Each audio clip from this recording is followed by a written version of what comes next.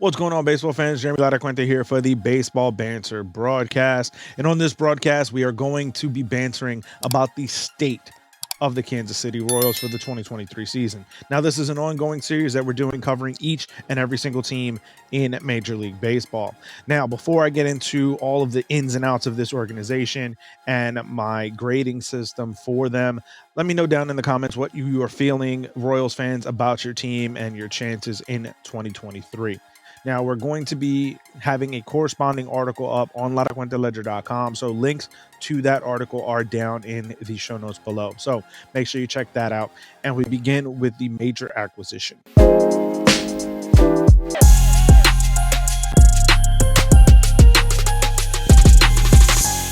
Now, when it comes to the major acquisition for the Kansas City Royals, the biggest name is Aroldis Chapman.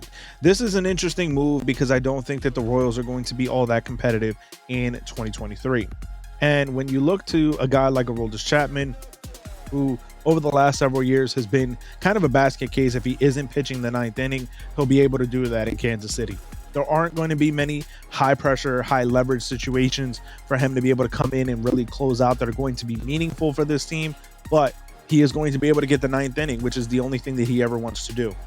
This is a guy who absolutely abandoned his team when he was playing with the New York Yankees last season ahead of the postseason because he wasn't guaranteed a spot. And this is the type of player that Kansas City has brought into their organization. There's going to be an opportunity for him to try to go about kind of rebuilding his reputation, rebuilding his ability, his talent, and kind of showing the world once again that he can be a dominant arm out of the bullpen. But in my opinion, this is going to be more a potential problem area for the Kansas City Royals as compared to a potential asset in the long term.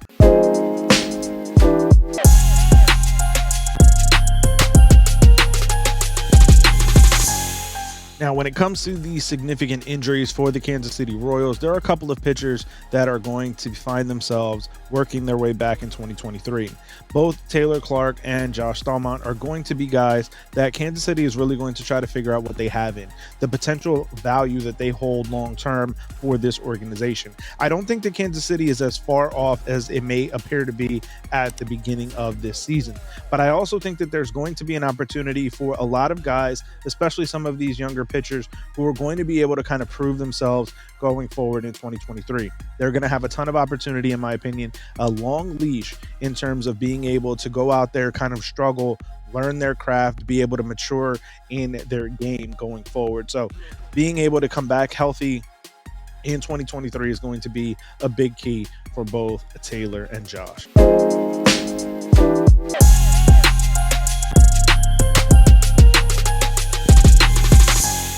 Now, when examining the top prospect for the Kansas City Royals, it is outfielder Gavin Cross. I think that when you look at his gradings overall, this is going to be a guy who's going to be a solid major league player. There is a bit and potential for some upside here. I think that the best of Gavin Cross has yet to be seen, but there are going to be questions as to how high his ceiling can actually go.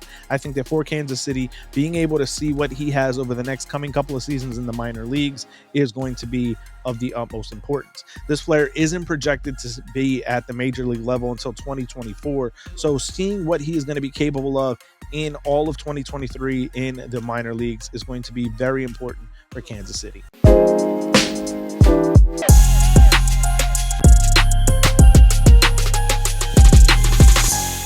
Now, as we look at the bold prediction for the Kansas City Royals, I think that Aroldis Chapman is going to flame out and be released. I don't think that there's much left in that left arm for the Cuban Missile.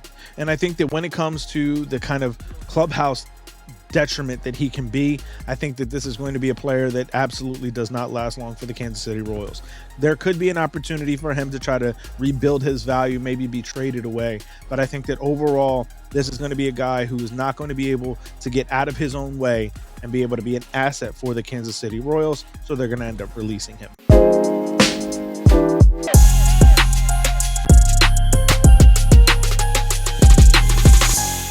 Now, Now, when it comes to the divisional rankings prediction, we have an article up on laracuenteledger.com breaking down all the reasons why I think that the Royals are going to end up in last place.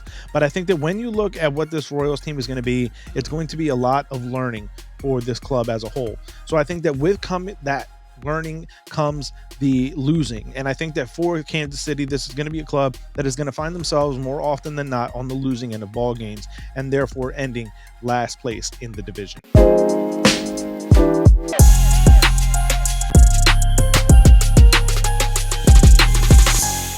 Now, as we grade out the pitching staff for Kansas City, there's going to be some potential bright spots in this rotation. There's absolutely some guys who could bounce back in a big way and really start to maximize the value that was once thought that they would have. However, most of what has happened to the Royals pitching staff has not been all that great. I think that overall a D+ grading is going to be what we're going to see out of this Kansas City pitching staff, whether it be from the bullpen side of things, whether it be starters not kind of reaching the level of success that was once thought that they would have. This is going to be a season of growth, a season of struggle, but I think that it's going to be a season of mediocrity for the Kansas City Royals pitching staff.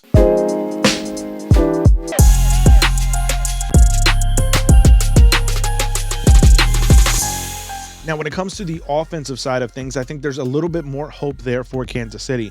Obviously, a guy like Bobby Witt Jr. to me is going to be a perennial all-star candidate, in my opinion. I also think that this is a player who can grow into being an MVP type player. There's going to be some opportunities for upside on the offensive side of things for the Kansas City Royals. A C- grade for me in 2023 is maybe a little bit of a generous offer, a little bit of a higher projection, but I think that there's an opportunity that they may be able to surprise some people with what they're able to do offensively. That being said, I think that most of the success offensively is going to come with the maturation of Bobby Witt Jr.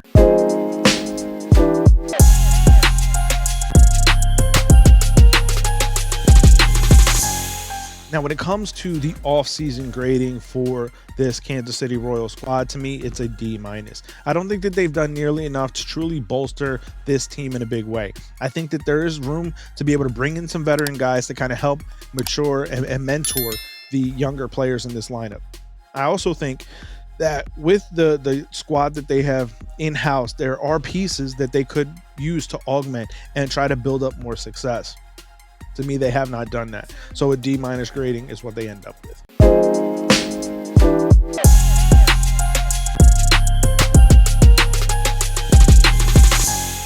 Now, when it comes to the overall grading of this franchise, it is a D+. They have a middle-of-the-order farm system when it comes to Keith Law of the Athletics ranking, 16th overall in the division. They have some young starters who have not progressed in the way that once thought.